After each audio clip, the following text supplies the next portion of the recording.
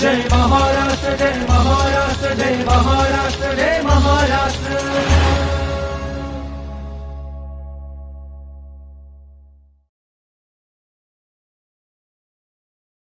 नमस्कार. माहिती जनसंपर्क महासंचालनालयाच्या जय महाराष्ट्र कार्यक्रमात मी संजय भुसुडे आपल्या सर्वांचं मनपूर्वक स्वागत करतो. खरं तर सागराला गवसणी घालणं किंवा सागराबरोबर दोस्ती करताना त्या विकासाच्या आणि प्रगतीच्या साथीनं राष्ट्र पुढे नेण्यासाठी योगदान देणं हे काही सोपं काम नसतं. पण असं सोपं काम नसताना अवघड असणारं काम देखील तंत्रज्ञानाच्या ताकदीवर अभियांत्रिकी कौशल्याचा एक जगामध्ये नमुना म्हणून सादर होणार आहे.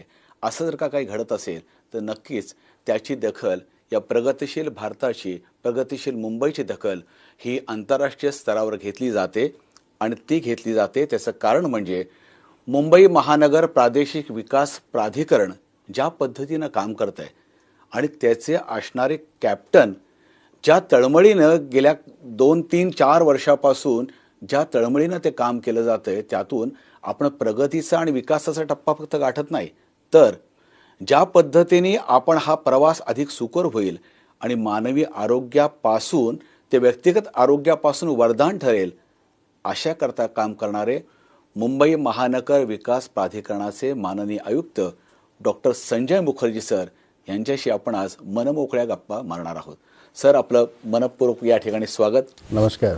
शिवडी न्हावाशिवा अटल सेतू किंवा Mumbai trans harbour link Atal Setu या नावाने आपण एक मोठा इतिहास रचतोय आणि या इतिहासाचं शिल्प तयार होत असताना त्याच्यामागचं बॅकबोन ज्याला खऱ्या अर्थाने जिथे काम सुरू होतं ते आपण आहात. प्रथमतः आपलं खूप अभिनंदन. या अटल सेतूचं त्या ठिकाणी उद्घाटन माननीय पंतप्रधान नरेंद्रजी मोदी करणार आहेत आणि त्यानिमित्तानं सर मागे जाऊन पाहताना असं वाटतं का की अशी एखादी संधी येईल आणि त्या संधीचं आपण निश्चित सोनं केलंय?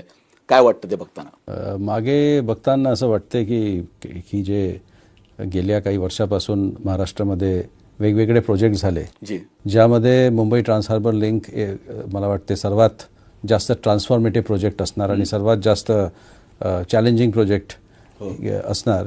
याची जे डेव्हलपमेंट झालं मला वाटते की एक जुनं स्वप्न म्हणजे हे सगळे प्रकल्प जे आहे ते बरेच वर्षापूर्वी याची इमॅजिनेशन करण्यात आली होती, परंतु ती स्वप्न साकार होत नव्हता. आणि हा जुना स्वप्न जे आहे जेव्हा हे काम सुरू झालं आणि आता काम संपलेलं आहे, तर ही जे जुनं स्वप्न आहे हे स्वप्न साकार झालेलं आहे. हे प्रत्येक भारतवासियांची, प्रत्येक मुंबईकराचा, MMR रिजनमध्ये राहणारे प्रत्येक नागरिकाचा, महाराष्ट्राच्या प्रत्येक नागरिकाचा it is a dream come true. आणि another very interesting thing is की हा प्रकल्पचा भूमिपूजन जे आहे तेही माननीय पंतप्रधान यांच्या हस्ते झालं होतं. आणि या प्रकल्पाचा जे आता डेडिकेशन टू द नेशन असतील हेही माननीय पंतप्रधान यांच्या हस्ते होणार आहे. आणि एक युद्ध पातळीवर at a smallest possible time हा प्रकल्प कंप्लीट झालेला आहे. सर, 80च्या दशकामध्ये नवी मुंबईवर जो खाडी ब्रिज बांधला होता त्यावेळेस तो खूप मोठा चमत्कार वाटत होता. आणि या एकूण 3-4 दशकाची एकूण वाटचाल जर का पाहिली तर अटल सेतू जो निर्माण होतोय आणि ह्याचं वैशिष्ट्य आंतरराष्ट्रीय स्तरावर आहे. कारण समुद्रासारख्या ठिकाणी म्हणजे 16.5 किलोमीटरचा भाग समुद्रात आणि 5.5 किलोमीटरचा भाग जमिनीवर, अशा पद्धतीचं वेगळेपण या ब्रिजचं आहे. काय त्याचं सांगता येईल आपण की तंत्रज्ञानाचा अभियांत्रिकी आविष्कार कसा आहे? नाही, हा ब्रिज जी आहे ही एकदम रिव्होल्युशनरी आहे. आणि भारतामध्ये अशा प्रकारची टेक्नॉलॉजी यापूर्वी कधीही झालेली नाही. हा भारताच्या सर्वात लांब सी ब्रिज आहे. 22 किलोमीटर लॉंगची हे सी ब्रिज जी आहे याच्यामध्ये आपण जसे म्हणाले 16.5 किलोमीटर्स जे आहे ते समुद्रावर आहे आणि उर्वरित जे आहे ते एलिव्हेटेड रोड आहे. आता हे तिन्ही टेरेनमध्ये हे ब्रिज जे आहे ते ब्रिज आहे. म्हणजे हा ब्रिज जो आहे हा ब्रिज सागरावर आहे, हा ब्रिज जमिनीवर आहे आणि मधलं जे पार्ट आहे ते मड फ्लॅट्स आणि त्या एरियावरूनही हा ब्रिज जे आहे हा ब्रिज जात असतो.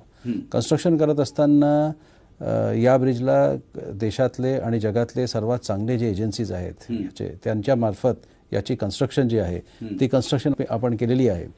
याच्यामध्ये टेक्नॉलॉजी जी आहे ते एकदम वेगळ्या प्रकारची टेक्नॉलॉजी वापरण्यात आलेली आहे.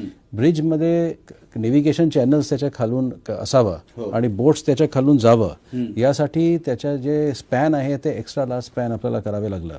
आणि एक विक्रमी 180 मीटरचे स्पॅन्स आपण या ठिकाणी केलेले आहेत. अशा प्रकारचे 4 स्पॅन्स आहेत. 1000च्या पेक्षा जास्त या ठिकाणी पिलर्स आहेत.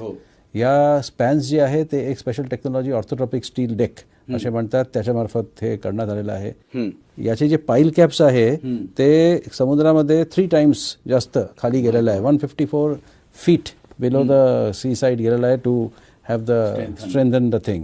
याला करत असताना नॉर्मल सिस्मिक ऍक्टिव्हिटी जे या झोनमध्ये असतील त्या झोनमधून 2.5 पट जास्त अशा प्रकारचे सिस्मिक स्ट्रेंथ याला देण्यात आलेलं आहे. या ब्रिजमध्ये जी इपॉक्सी कोटिंग आपण करतो ते फ्लो बेस्ड इपॉक्सी कोटिंग करण्यात आलेली आहे, जेणेकरून no chance of corrosion should be there in this particular bridge हा करण्यात आलेला आहे. मी अजून एक गोष्ट सांगायला इच्छितो की हा ब्रिज करत असताना पर्यावरणचा जे विषय आहे तो पर्यावरणच्या विषयावर विशेष लक्ष देण्यात आलेलं आहे. आणि बघा, डेव्हलपमेंट प्रत्येकांना करायचं आहे, पण डेव्हलपमेंट जे आहे ते सस्टेनेबल असावं, एन्व्हायरमेंट फ्रेंडली असावं. तर MMRDAने याच्यावर एकदम विशेष लक्ष दिलेली आहे. इथे फॉर इन्स्टन्स मड फ्लॅट्सला डिस्ट्रॉय करण्यात आलेली नाही. या ठिकाणी आपण रिव्हर्स सर्क्युलेशन ड्रिल्स हे आपण वापरलेली आहे. म्हणजे बायोडायव्हर्सिटी कुठे याच्यामध्ये डिस्टर्ब, फ्लेमिंगोचा अधिवास आपण कुठे डिस्टर्ब केला नाही. 24,000 पेक्षा जास्त फ्लेमिंगो यावर्षी व्हिजिट केलेली आहे. आणि ओव्हरऑल फ्लेमिंगोची जे संख्या आहे ते दोन्ही भागामध्ये जास्त झालेलं आहे. पण it is not just flamingos, त्या ठिकाणी इतरही aquatic life, plant life, animal life आहे, त्या प्रत्येकांना आपल्याला जतन करायचं आहे. आणि त्या दृष्टिकोनातून लक्ष ठेवण्यात आलेलं आहे. काम करत असताना प्रत्येक मशिनीवर सायलेन्सर जे आहे ते बसवण्यात आलं. नॉईज बॅरियर्स काम करत असताना या ठिकाणी बसवण्यात आलेलं आहे. डेब्री मॅनेजमेंटची ॲडव्हान्स सिस्टम जी आहे ते ॲडव्हान्स सिस्टम मॅनेज करण्यात आलेली आहे. अशा प्रकारची ही जे ब्रिज आहे त्याला एन्व्हायरमेंटल सस्टेनेबिलिटीसाठी आपण एक मोठ्या प्रमाणावर पहिल्यांदा त्याच्यामध्ये AI टेक्नॉलॉजीचा वापर केला जातोय, जो खूप महत्वाची गोष्ट. AI technology has also been use. म्हणजे मला वाटते जगातलं जितकेही बिल्डिंग कन्स्ट्रक्शनमध्ये जे टॉप टेक्नॉलॉजीज आहे ते सर्व टॉप टेक्नॉलॉजी या ब्रिजमध्ये वापर केलेली आहे. याची जे कमांड अँड कंट्रोल सिस्टम आहे, म्हणजे इंटेलिजंट ट्रॅफिक मॅनेजमेंट सिस्टम आहे. अच्छा, मग नक्की काय असणार ती? इंटेलिजंट ट्रॅफिक मॅनेजमेंट सिस्टम म्हणजे आता ट्रॅफिक जाणार, याच्यामध्ये स्पीड लिमिट आहे, त्या स्पीड लिमिटपेक्षा जास्त लोकांची, बिकॉज 22 किलोमीटर्सचा ओपन रोड मुंबईमध्ये मिळणार नाही. आणि आपल्या चॅनलच्या माध्यमातून मला प्रत्येक मुंबईकरांना, प्रत्येक नागरिकांना ही विनंती आहे, कृपया स्पीड लिमिटला एक्सीड करू नका.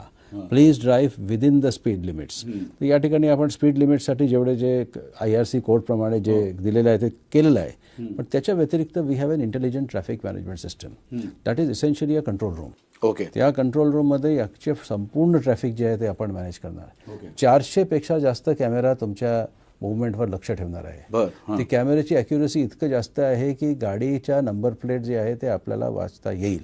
जर कुठली गाडी थांबली तर लगेच तिथे एक अलर्ट येणार आणि 20 मिनिटांमध्ये तिथे रेस्क्यू पोहोचतील. अशा प्रकारचे अरेंजमेंट जे आहे त्या ठिकाणी करण्यात आलेलं आहे. Stopping on the bridge is not allowed. पण समजा कोणी थांबलं आणि तिथे फोटो घ्यायला सुरुवात केली वगैरे तर immediately that control centre will get to know. तशाच प्रकारे समजा गाडीचा ब्रेकडाऊन झाला तर जागेवर इमर्जन्सी कॉलिंग सेंटर्स जे आहेत ते आहेत की तुम्ही त्या ठिकाणी जाऊन तुम्ही कॉल करू शकता आणि कंट्रोल रूमवरून आपल्या गाड्याला टाव करायला किंवा रेस्क्यू आणायला लगेच आपल्याला आणता येईल. अशा प्रकारचे भारतातला सर्वात state of the art intelligent anti crash barriers पण त्यामध्ये आहेत. क्रॅश बॅरियर्स जे आहे आपण त्या ठिकाणी लावलेले आहे जेणेकरून कुठे अशा प्रकारची गोष्ट होऊ नये. तर भारतातला सर्वात जास्त ॲडव्हान्स ट्रॅफिक मॅनेजमेंट सिस्टम या ब्रिजमध्ये आपण लावलेली आहे. आणि जेव्हा हा ब्रिज माननीय पंतप्रधान यांच्या हस्ते याचा डेडिकेशन टू द नेशन होणार आणि त्यानंतर हे नागरिकांना वापरासाठी उपलब्ध असणार त्यावेळेस प्रत्येक नागरिकांनी याला इंटेलिजंटली यूज करावा अशा प्रकारची एक विनंती आपल्या माध्यमाच्या मार्फत मी सर्व नागरिकांना. त्या ठिकाणी खूप पाईपलाईन्स होत्या, विशेषतः BPCL, HPCL, त्या पलीकडे जे NPT समोर आहे, ONGC आहे. मग या सगळ्या गोष्टींना काम करणं हे मोठं अवघड चॅलेंज होतं. मग याचं प्लॅनिंग करत असताना या सगळ्या गोष्टींचा प्रामुख्याने विचार किंवा उद्या सायक्लोन आलं तर काय होऊ शकतं याचा कितपत विचार केला गेला? आता तिकडचे जे पाईपलाईन्स आहे, गेलचा गॅस पाईपलाईन जातो तिथे, एक ऑइल अँड गॅसचे पाईपलाईन्स आहेत, जवाहरलाल नेहरू पोर्ट ट्रस्ट आहे, त्यांचे शिप्स आणि त्या शिप्सची नेव्हिगेबिलिटीला इफेक्ट करू नयेत. म्हणजे आपल्याला फ्युचर बरोबर बघायचं आहे. मुंबईला नवी मुंबई बरोबर कनेक्ट करत असताना एक्झिस्टिंग जे आपले इकॉनॉमिक ऍक्टिव्हिटीज आहेत ते इकॉनॉमिक ऍक्टिव्हिटीज बंद होऊ नये हे पण बघणे आवश्यक होतं. पण या प्रकल्पाला करत असताना सुरुवातीपासून MMRDA टॉप क्लास वर्ल्डचे बेस्ट कन्सल्टंट्स जे आहे आणि वर्ल्डचे एकदम टॉप क्लास जे एजन्सीज आहेत त्यांच्या मार्फत हे काम केलेले आहे. आणि MMRDAची पण याच्यामध्ये मला असं I will say with lot of confidence की त्यांच्याही MMRDAचंही जे काम आहे तेही एकदम वर्ल्ड क्लास झालेलं आहे आणि त्यामुळे एक वर्ल्ड क्लास ब्रिज आज तयार आहेत आणि 12 तारखेला माननीय पंतप्रधानांच्या हस्ते देशाला डेडिकेट होणार आहेत. केवळ भारताचं नाही, संपूर्ण जगाचं लक्ष आहे ब्रिजकडे आहे. सगळेजण डोळे त्याकडे लावून बसलेत की एवढं मोठं असणारं, म्हणजे पूर्वी स्वप्न पाहिली जायची पण आता प्रत्यक्ष सत्यात उतरत आहेत आणि त्याची लिडरशिप आपण करताय. हे एक मोठं आव्हान होतं आपल्यासमोर, कारण एवढं मोठं काम आपल्यासमोर आल्यानंतर ते पूर्णत्वास आणि ते देखील वेळेत नेणं ही खूप कठीण गोष्ट असते. मध्ये करोनासारखा काळ त्या ठिकाणी आला होता. या सगळ्या गोष्टीकडे आपण कॅप्टनशिप पण कशा पद्धतीने पाहिलं, कारण आत्ताही आपल्या चेहऱ्यावर पाहिल्यानंतर तो आनंद दिसतोय. So he that's a positive leadership ही करण्याचं पण एक उदाहरण आहे लोकांसाठी, प्रशासकीय चांगलं उदाहरण असेल. आपण काय सांगू शकाल हे सगळं पाहताना, कसं जमून आणलं सगळं? नाही, आम्ही जेव्हा सिव्हिल सर्व्हिसमध्ये येतो तेव्हा आम्ही देशासाठी काम करण्यासाठीच येतो आणि हा अशा प्रकारचे प्रकल्प जेव्हा तुम्ही करता तर it is actually a job for the nation आणि लिडरशिप जी आहे त्या लिडरशिपलाही अशा प्रकारचे कामं करायचं आहे. आणि महाराष्ट्र एक पुरोगामी राज्य आहे आणि आपल्या राज्यामध्ये डेव्हलपमेंटल ॲक्टिव्हिटीज करावा अशा प्रकारची एक ट्युनिंग आपले संपूर्ण ब्युरोक्रेसीमध्ये असतात. त्यामुळे गेल्या इतक्या वर्षाची जी आपण सर्व्हिस करतो त्याच्यामध्ये आपण हेच बघतो की कशा प्रकारे how can you participate in nation building अशा प्रकारची असते. आणि याच्यामध्ये फक्त मीच नव्हेत, I am just as they say a cog in the wheel, पण याच्यामध्ये right from the honourable prime minister to the honourable chief minister, माझे पूर्वीचे MMRDAचे आयुक्त, अतिरिक्त आयुक्त आणि most importantly the entire team of consultants, the entire team of the agencies who are working, the engineers of this project, the urban planners, the designers, अशा प्रकारचे it is a huge thing. मी आपल्याला सांगू इच्छितो 16,500 people ची team या प्रकल्पामध्ये काम करत होते. Round the clock 16,500. त्यापैकी इंजिनियर्स वर 1,500. That means 15,000 people who were not engineers were also working. 1,500 engineers या ठिकाणी काम केलेलं आहे. इतकी मोठी टीम जे काम केलेली आहे, तर या टीमनी काम करत असताना कुठलाही प्रकाराचा असं आपल्याला ऐकायला मिळाला नाही की काम चालू आहे. कोविडच्या कालावधीमध्ये एक मोठा आव्हान आला, परंतु मला वाटते की त्यावेळेस जे आहे ह्या टीमनी एक चांगलं प्रतिसाद दिलं आणि त्या संपूर्ण पिरियडला वाया जाऊ दिलं नाही. आणि त्यामुळे इतकं कठीण प्रकल्प आणि ही सर्वात महत्त्वाची गोष्ट अशी आहे की पहिल्यांदा कधीही भारतामध्ये अशा प्रकारचे टेक्नॉलॉजी न करत असलेले, म्हणजे प्रत्येकांसाठी हा पहिल्यांदा होता, चॅलेंज होता. It is like playing in Lord's for the first time, cricket in Lord's for the first time. So त्या ठिकाणी जाणे, खेळणे आणि यशस्वीरित्या खेळणे, कम्प्लीट करणे प्रोजेक्टला, अशा प्रकारची ही संपूर्ण जी मोठी टीम आहे ही मोठी टीमनी केलेली आहे. सर, हे सगळं पाहिल्यानंतर म्हणजे आता तुम्हाला मुंबई महानगर प्रादेशिक क्षेत्रामध्ये इतर जे सगळे प्रोजेक्ट्स आहेत, मग त्याकरता तुम्हाला ते फार आव्हानात्मक वाटत असेल. कोस्टल रोड आहे तो तुम्हाला आता सहजच वाटत असेल, तो आम्हाला आव्हानात्मक त्यावेळेस वाटत होता. पण एवढा मोठा प्रोजेक्ट केल्यानंतर आता बाकी सगळ्या प्रोजेक्टवर पण तितक्याच तळमळीने काम करताय. पण काय वाटतं हे सगळ्या म्हणजे एकूण पुढच्या 5 वर्षानंतर जसं जगामध्ये नाव घेतलं तर अनेक शहरांचं, त्यामध्ये मुंबई सर्वात टॉपला असं वाटतं का? कोस्टल रोडमध्ये मी ॲडिशनल म्युन्सिपल कमिशनर असताना काम केलं होतं. डिझायनिंग वगैरे त्यावेळेस झाली होती आणि वर्क ऑर्डर त्यावेळेस देण्यात आलं होतं. ती पण एक एक्स्ट्रीमली कॉम्प्लेक्स प्रकल्प आहे. MTHL is a different type of project, हा एंटायरली एक ब्रिज प्रोजेक्ट, टोटल ब्रिज. आणि this has never been done in India in the past. आणि जगामध्येही अशा प्रकारचे फार कमी ब्रिजेस आहेत. सो MTHLचं चॅलेंज एकदम वेगळं आहे. पण आता गव्हर्नमेंटनी जे वेगवेगळे इन्फ्रास्ट्रक्चर प्रोजेक्ट्स मुंबई मेट्रोपॉलिटन रिजनमध्ये घेतलेली आहे, ती बेसिकली म्हणजे ह्या एरियाला आपण त्याला म्हणतो की रिबुटिंग मुंबई आणि रिशेपिंग MMR. रिबुटिंग म्हणजे मुंबई एका काळात म्हणजे जेव्हा प्रिन्सेस स्ट्रीट फ्लायओव्हर झाली होती, it was the first flyover in the country. एका काळात आपली infrastructure was ahead of the time. पण त्यानंतर मुंबईचा ग्रोथ इतकं जास्त झालं की वी नीड मोर इन्फ्रास्ट्रक्चर, त्यामुळे रिबूट करणे आवश्यक आहे. आणि MMR जे आहे ते ग्रो करून राहिलेलं आहे. आता एक नॅचरल शेप त्याला घेतलेली आहे, त्याला एक ऑर्डरली प्लॅन डेव्हलपमेंट हे असावा, हे दुसरी MMRDAचा ध्येय आहे. आता आपण जर मुंबईमध्ये बघितलं तर MTHL जे आहे ते ईस्टर्न फ्रीवेला कनेक्ट होते. ईस्टर्न फ्रीवेवरून आपण एक टनल घेतोय, दॅट टनल ऑफ MMRDA हे ऑरेंज गेट, जे BPTचा ऑरेंज गेट दरवाजा आहे, तिथून एंट्री घेऊन ती मरीन ड्राईव्हमध्ये निघेल. अच्छा, मरीन ड्राईव्ह. हा, म्हणजे साऊथ बॉम्बेवरून जात असताना किंवा साऊथ बॉम्बेला येत असताना ती टनल घेऊन आपल्याला लगेच या ठिकाणी कनेक्ट होता येईल. तशाच प्रकारे पुढे जर आपण ते बघितलं कनेक्ट टनेल तो कोस्टल रोडला तिकडे कनेक्ट मरीन ड्राईव्हला कनेक्ट झाले की पुढे कोस्टल रोडला कनेक्ट झाली. कोस्टल रोडमधून आपण जर गेलं तर पुढे ती बँड्रावर्ली सी लिंक आहे. बँड्रावर्ली सी लिंकचा पुढे जे आहे the link up to from Bandra to Versova ती एक लिंक जी आहे त्याच्या काम जे आहे ते काम चालू आहे. तशाच प्रकारे एक काम जे आहे ती MMRDA करत आहे. ती काम आहे की हे कोस्टल रोडला MTHL ला कनेक्ट करणे. अच्छा, MTHL. त्यामुळे MTHLचा कनेक्टिव्हिटी दोन प्रकारचे होणार आहे. एक आहे ईस्टर्न फ्रीवे मार्फत आणि ऑरेंज गेट टनल, आणि दुसरा आहे directly from this Worli Sewri connector. बरोबर. ती एक दुसरी प्रकल्प आहे. पुढे आपण जर या ठिकाणी बघितलं तर MTHL मध्ये येत असताना त्या MTHL ला पुढे एक MMRDA काम हाती घेणार आहे. We are going to make a connector, आणि त्या कनेक्टरच्या माध्यमातून आम्ही MTHL ला याच्यानंतर नेक्स्ट फेज ते आम्ही कनेक्ट करणार आपले मुंबई पुणे एक्सप्रेसवेला. त्यामुळे the road to the Mumbai Pune is going to be extremely compressed, time वाचणार.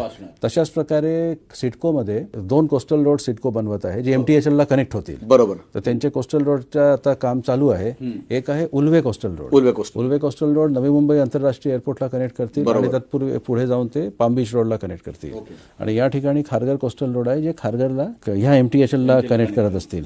सिडकोचा ज्युरिस्डिक्शन मध्ये आणि पुढच्या एरियामध्ये NHAI आणि सिडको यांनी पूर्ण रोड नेटवर्क जे आहे ते रोड नेटवर्क डेव्हलप केलेले आहे. हा पुढे सर अलिबाग विरार कॉरिडॉरला पण, आणि हा पुढे अलिबाग विरार कॉरिडॉरला कनेक्ट होणार, स्पर्लला कनेक्ट होणार.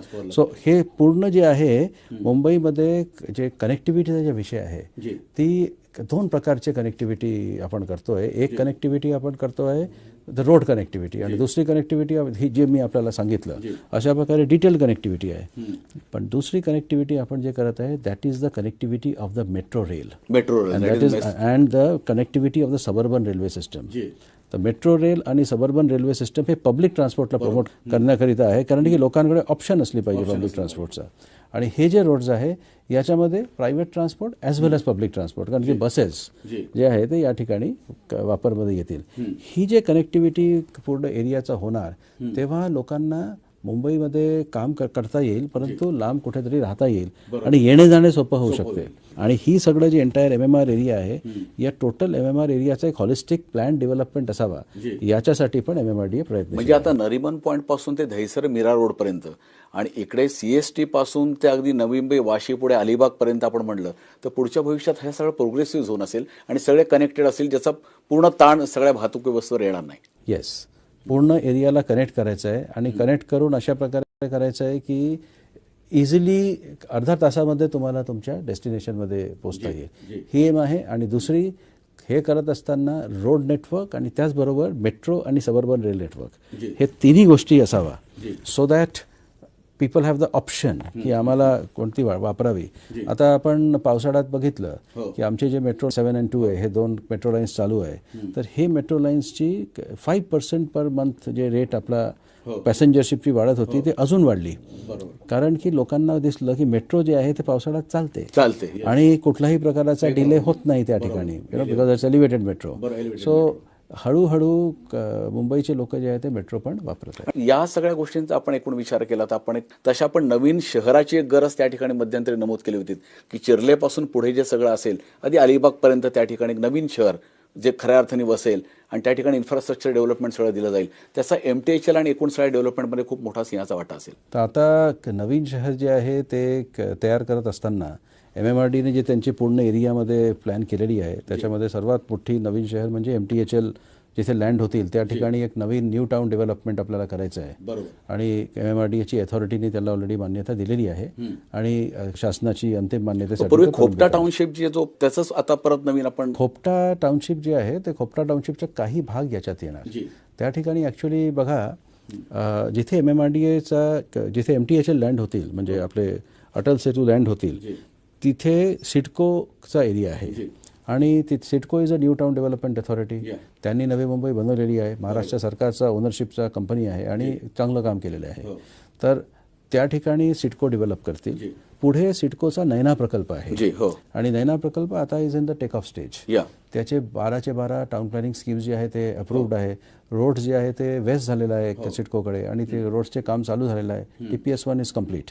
सो आता ही नैना is the Navi Mumbai influence area of the airport. पण आता MTHLचे इन्फ्लुएन्स एरिया जे आहे ते नैना आणि याच्या मध्ये जे आहे त्या भागाचा 323 स्क्वेअर किलोमीटर्सची एक न्यू टाउन जी आहे त्या ठिकाणी MMRDA करतील. त्या ठिकाणी थोडंसं भाग जे आहे ते खोपटाचा येणार. पण अदरवाईज खोपटाच्या उर्वरित भाग जे आहे त्या ठिकाणी सिडको स्पेशल प्लॅनिंग अथॉरिटी आहे आणि त्यांच्या मार्फत ते काम होत आहे. अशाच प्रकारे MMRDA 10 ग्रोथ सेंटर्स करत आहे in various parts of MMRDA and 10 local growth centres जे आहे ते लोकल ग्रोथ सेंटर्स डेव्हलप करणार. तर मी आपल्याला जे सांगितलं की आता कनेक्टिव्हिटी होतील बरोबर. सो लोक तिकडे राहतील मग तिकडेही क्वालिटी ऑफ लाईफ असलं पाहिजे. सो प्लॅन डेव्हलपमेंट त्या ठिकाणी असावा यासाठी MMRDAने काम जे आहे ते सुरू केलेलं आहे. सर या सगळ्या गोष्टींचा एकूण आपण विचार केला साधारणतः असं प्लॅनिंग करत असताना आपण किती वर्षापर्यंतचा विचार करतो की ग्रोथ अँड डेव्हलपमेंटच्या पुढच्या 50 का 100 वर्षाचा कसा विचार करतो? आपण डेव्हलपमेंट प्लॅन करत असताना depends on the scale of the infrastructure. MTHL सारखं जे प्रोजेक्ट आहे हा प्रोजेक्टचा ब्रिजचा लाईफ जे आहे ती 100 इयर्स आहे आणि दिस इज अ कन्झर्वेटिव्ह एस्टिमेट. कारण की जे स्टील तुम्ही वापरणार कॉन्क्रीट वापरलेलं आहे त्याचे मिनिमम लाईफ स्पॅन जे आहे that minimum life span is 100 years. अशा प्रकारचे असतात. आपण जेव्हा नवीन शहरं डिवाईस करतो बनवतो then that time period is also 50 to 100 years. जसे आता 1970 मध्ये नवी मुंबईचा एरिया सिडकोने डेव्हलप करणं सुरू केलं. सो दॅट स्टार्टेड ती ऐरोलीपासून JNPT पर्यंत होती. बरोबर. आताही काही भाग जे आहे ते डेव्हलप करायचं आहे. आयडिया असं नाही की एक कॉन्क्रीट जंगल तयार करायचं. खरं. आयडिया अशी आहे की जेव्हा लोकांच्या गरज पडेल जेव्हा नागरिकांना गरज पडेल त्यावेळेस त्यांना चांगला क्वालिटी ऑफ लाईफमध्ये चांगली लिव्हेबल स्पेस मिळावा अशा प्रकारचा एक मानस असते प्लॅनिंगमध्ये. आणि त्याप्रमाणे the planning is always prospective and planning is always for a long time period.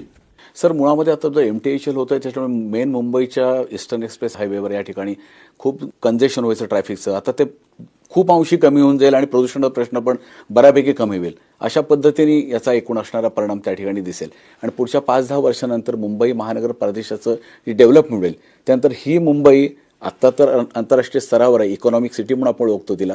पण त्याच्या पुढच्या भविष्यामध्ये जी ग्रोथ सेंटर्स होतील त्यांनी आपल्या भारताच्या इकॉनॉमीमध्ये कितपत परिणाम होईल असं आपल्याला वाटतं? माननीय मुख्यमंत्री माननीय उपमुख्यमंत्री ह्या सर्वांच्या समोर याची बैठक झालेली आहे आणि नीती आयोग बरोबर MMRDAने आता एक पार्टनरशिप केलेली आहे आणि तशा प्रकारचे आता जे what will be the economic plan of Mumbai long term economic plan of Mumbai अशा प्रकारचे जे आहे ते अभ्यास जे आहे ते चालू आहे. सर अजून या सगळ्या प्रोजेक्टबद्दल पाहिल्यानंतर आपला MTHL आहे साधारणतः किती खर्च आला वेळेत पूर्ण झाल्यानंतर खर्चामध्ये पण बचत होते. तोच जर का 20 वर्ष चालू असता प्रोजेक्ट तर कित्येक हजार कोटी रुपये लागले असते.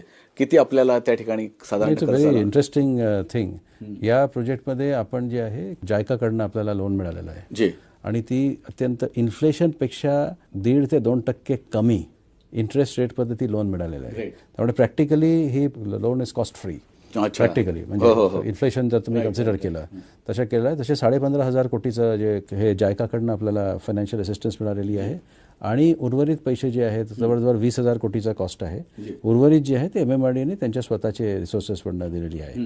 ही पहिली प्रकल्प आहे जिथे जायकाने डायरेक्टली MMRDAला of course with government guarantee and counter guarantee पण डायरेक्ट लेंडिंग जी आहे त्यांनी एक संस्थेला केलेली आहे. नॉर्मली ते सरकारला लेंडिंग करतात पण या केसमध्ये पहिली केस आहे की त्यांनी डायरेक्टली लेंडिंग केलेली आहे आणि ती सक्सेसफुली जी आहे ती प्रोजेक्ट ती लेंडिंग वगैरेचे जे विषय जे आहे तेही सक्सेसफुली इम्प्लिमेंट झालेले आहेत. आपण जर का हा सगळा अभियांत्रिक चमत्कार जर का पाहिला ना तर इतकं सोपं नसतं हे सगळं आणि हे जेव्हा एखाद्या ठिकाणी असं काम उभं राहतं ते पूर्णत्वाकडे जातं तेव्हा त्याची दखल देखील मला वाटतं पुरस्कारांनी घेतलीच असेल.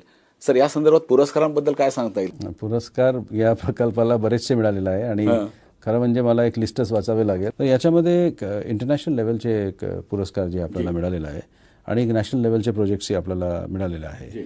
तर आपल्याला British safety council that is regarding safety तर ते इंटरनॅशनल सेफ्टी अवॉर्ड आपण 2019ला या प्रकल्पाला मिळालेला आहे. तशाच प्रकारे royal society for prevention of accidents construction होत असताना जे ॲक्सिडेंट्स होतात ते मिनिमम झालेली आहे. तर त्यासाठी आपल्याला British royal society for prevention of accidents यांच्याकडनं 2 वेळेस अवॉर्ड मिळालेला आहे 2019ला आणि 2020ला. तशाच प्रकारे आपल्याला ॲक्सिडेंट नियर मिस रिपोर्टिंग त्यानंतर एक्झिक्युशन एक्सिलन्स अवॉर्ड, अशा प्रकारचे पुरस्कार मिळालेला आहे. मी आपल्याला सांगत होतो की आपण पर्यावरणवर आपण लक्ष दिलेलं आहे. तर बॉम्बे नॅचरल हिस्ट्री सोसायटी या ठिकाणचे very well known, highly reputed NGO, अशाने आपल्याला सर्टिफिकेट ऑफ एप्रिसिएशन दिलेलं आहे for conservation of biodiversity and environment pollution prevention. तशाच प्रकारे सस्टेनेबिलिटी प्रॅक्टिशनर्स यांनी impactful sustainability initiative by corporate याची विनर हे 2022ला दिलेली आहे. CIIनी बेस्ट प्रॅक्टिसेसचा अवॉर्ड दिलेला आहे. तशाच प्रकारे स्पेशल ज्युरी अप्रिसिएशन अवॉर्ड आपल्याला CII कडनं मिळालेला आहे. एसोकॅम्प कडनं बेस्ट प्रोजेक्टचा अवॉर्ड आपल्याला मिळालेला आहे. अशा प्रकारचे जवळजवळ 10 नॅशनल आणि इंटरनॅशनल अवॉर्ड्स जे आहे ते MTHLला मिळालेली आहे. पण मोस्ट इम्पॉर्टंटली हा प्रकल्प is a technological game changer. हा प्रकल्प जे आहे ते ओव्हरऑल एक गेम चेंजर होणार म्हणजे जेव्हा हे उघडेल, कारण की there is saving in terms of time, there is saving in terms of fuel, there is saving in terms of damage to the vehicles, and very importantly there is savings in terms of your quality of life, like the air quality index किंवा जे overall व्हेकल्समुळे जे पोल्युशन्स आणि इतर activities हे होतं, हे सगळं savings असणार. या प्रकल्पामुळे नवी मुंबई साईडमध्ये राहणाऱ्या लोकांना म्हणजे 20 मिनिटं पुलावर आणि 10 मिनिटं दोन्ही साईड म्हणजे 40 मिनिटांमध्ये आपल्या आपण मेन सिटीमध्ये येता येईल, एंटर करणार. इंटरेस्टिंगली हा प्रकल्पाचे नंतरचे जे कनेक्शन्स आहे वर्ली शिवडी कनेक्टर एक्सेट्रा याच्यातनं तुम्हाला नॉर्थ मुंबई, साऊथ मुंबई कुठेही आपल्याला जाता येईल. All these projects are going to be combine together is definitely going to be a game changer. Sir, मला वाटतं आणि महत्त्वाचं असं आहे की या सगळ्या प्रोजेक्ट्समध्ये जे 10 अवॉर्ड्स मिळालेत, मला असं वाटतं कदाचित मी चुकत नसेल तर असं पहिला प्रोजेक्ट असेल ज्याच्यामध्ये पर्यावरण दृष्टिकोनातून देखील तुम्हाला बॉम्बे नॅशनल हिस्ट्री सोसायटीने ॲप्रिसिएशन केलं. ही खूप छोटी गोष्ट नाही, अत्यंत महत्त्वाची गोष्ट आहे. पण ते ॲप्रिसिएशन करणं म्हणजे पर्यावरणाच्या कुठल्या बायोडायव्हर्सिटी असेल, फ्लेमिंगो असेल, त्यांचा अधिवास असेल, याला कुठेही धक्का न पोचता करणारा मोठं बहुधा हा पहिलाच प्रोजेक्ट असेल. ते मला वाटते Bombay national history society will be in a better position to explain. पण आपल्या माध्यमातून मी त्यांनाही धन्यवाद देऊ इच्छितो की त्यांनी आमची एफर्ट्सला त्यांनी दखल घेतली. आणि हे एक प्रकल्प करत असताना हे चांगलं वाटतं की आम्ही जे एफर्ट्स घेतलं त्यांनी कोणी दखल घेतली, आम्ही एन्व्हायरमेंटसाठी जे काम केले हे दखल घेतली. So I would like to thank them. या सगळ्या उपक्रमांच्या बाबतीमध्ये विचार करत असताना म्हणजे प्राधिकरणाच्या माध्यमातून सुरू आहे, तसंच सूर्या प्रकल्पाच्या म्हणून पाणी पुरवठा देखील केला जाणार आहे विरार आणि त्या सगळ्या भागांमध्ये, आणि माननीय पंतप्रधान त्याचं देखील उद्घाटन करणार आहेत. काय सांगता येईल त्या प्रकल्पाबद्दल? सूर्या पाणी पुरवठा प्रकल्प म्हणजे हे फार अगेन एक गेम चेंजर प्रकल्प आहे. कारण की आपण जर मुंबई शहर बघितलं तर BMCचा वॉटर सप्लायचा सिस्टम फार वेल प्लॅन्ड आहे. 7 जलाशय आहे, त्यांची water primary secondary tertiary distribution system एकदम चांगलं आहे. परंतु अराउंड मुंबई जे आहे ते ग्रोथ इतकं फास्ट झालेलं आहे की पाण्याची एक शॉर्टेज त्या ठिकाणी लोकांना राहताना जाणवते. आणि त्यामुळे ती पाणी आपण आणायचं कुठून आणि सप्लाय कसा करायचा हा एक मोठा प्रश्न होतो. सूर्या पाणी पुरवठा प्रकल्पामध्ये जवळजवळ 418 मिलियन लिटर पाणी ते जे आहे ते एक आपण हे करतोय.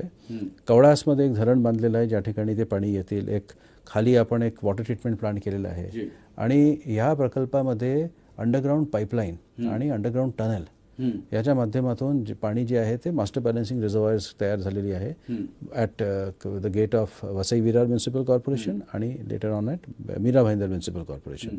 एक फॉरेस्ट एरिया आणि एक नॅशनल पार्क तुंगारेश्वर याच्यातून पण आपली हे पाईपलाईन गेलेली आहे. अंडरग्राऊंड टनल बोरिंग मशीनच्या माध्यमातून टनल बनवल्यामुळे कुठल्याही प्रकारचा वाईल्ड लाईफलाही याच्यामध्ये धोका झालेली नाही.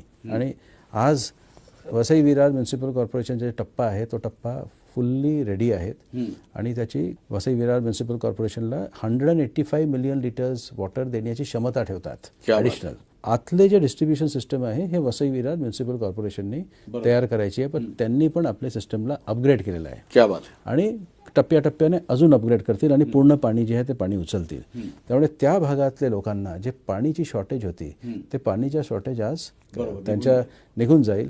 तशाच प्रकारे काही महिन्यात मीरा भाईंदरचाही टप्पा कंप्लीट होतील आणि मीरा फेज 2 जे आहे आता आपण फेज 1चा डेडिकेशन होणार, फेज 2 त्याच्याही होतील आणि मीरा भाईंदर पण आपलं सिस्टम जे आहे ते अपग्रेड करत आहे. तर त्याप्रमाणे 185 million liters water can be made available at Vasai Virar Municipal Corporation. About 218 million liters can be made available to Mira Bhayandar Municipal Corporation. अशा प्रकारचे आहे. आणि रस्त्यावर येणारे 27 गावं, त्या 27 गावालाही पाणीपुरवठा या प्रकल्पाच्या माध्यमातून करता येईल. तर सर्वात महत्वाची जे आहे, जल ही जीवन आहे. जीवनासाठी सर्वात महत्वपूर्ण जी गोष्ट आहे वॉटर, त्याची सोल्युशन ही प्रकल्प जे आहे ते प्रकल्प करणार आहेत. जी सर, आणि महत्वाचा प्रश्न की साधारणतः आपण तो शिवडी आणि वरळी टेंटेटिव्ह कधीपर्यंत तो पूर्ण होण्याचा अपेक्षित आहे? It will be completed by maybe March 2025. अच्छा, लवकरच तो लवकरच वर्षभरात ती प्रकल्प जे आहे तेही पूर्ण होते. सर, एवढ्या सगळ्या प्रोजेक्ट्स, मोठे मोठे प्रोजेक्ट्स होत आहेत, आपण तिची लिडरशिप करताय, आणि या सगळ्या माध्यमातून किंवा MTHLच्या माध्यमातून आपण जो सर्वसामान्य नागरिकांना या संदर्भामध्ये काय सांगू शकाल, काय छोटंसं आव्हान करू शकाल? सर्वसामान्य नागरिकांना एवढंच आव्हान करणार की MMRDA जे आहे, माननीय मुख्यमंत्री आमचे चेअरमॅन आहेत आणि त्यांच्या नेतृत्वाखाली MMRDA is trying very hard to improve the lifestyle of people of Mumbai. आणि MMRDAची हे प्रयत्न आहे की हे सगळं प्रकल्प लवकरात लवकर करून पब्लिककडे उपलब्ध करून देण्याचं आहे. जनतेने पण ह्या प्रकल्पाला वापर करत असताना जबाबदारीने वापर करावा. विशेषतः MTHLमध्ये स्पीड लिमिटची जी मर्यादा आहे ते मर्यादानी पाळावी आणि हे प्रकल्प करत असताना आम्हाला सहकार्य करावा, जेणेकरून आम्हाला help us help you. Thank you so much. आपण जर का या संपूर्ण MTHL बद्दल, म्हणजे अटल सेतूबद्दल जर का आपण ही सगळी माहिती पाहिल्यानंतर आपल्याला नक्कीच आता उत्कंठा असेल, माझ्यासकट तुम्हालाही नक्कीच वाटेल की कधी त्या ब्रिजवरनं आपण जाणार आहोत. पण असे प्रकल्प पूर्ण होण्यासाठी एक डायनॅमिक लिडरशिप लागते. कारण असे कर्तबगार अधिकारी जेव्हा असतात, त्यातून केवळ राज्य उभं राहत नाही, तर समर्थ राष्ट्र उभं राहण्यासाठी माननीय नरेंद्र मोदीजींना अपेक्षित असणारा समर्थ भारत 2047 मधला उभा राहण्यासाठी मोठं योगदान डॉक्टर संजय मुखर्जी सर देत आहेत. आणि ते या निमित्तानं आजच्या कार्यक्रमात आले, त्याबद्दल आपलं मनपूर्वक या ठिकाणी मी आभार व्यक्त करतो. आणि जय महाराष्ट्राच्या निमित्तानं आपण अशाच वेगवेगळ्या विषयांच्या संदर्भात बोलत राहणार आहोत. तत्पूर्वी MTHLच्या करता सर्व आमच्या तळमळीनं जगणाऱ्या नागरिकांकडून आपल्याला मनपूर्वक सर शुभेच्छा. आणि पुन्हा भेटूया जय महाराष्ट्राच्या एका विशेष भागात नवीन विषयासह. तोपर्यंत आपण सर्वांना मनपूर्वक शुभेच्छा. जय महाराष्ट्र, जय महाराष्ट्र, जय महाराष्ट्र, जय महाराष्ट्र.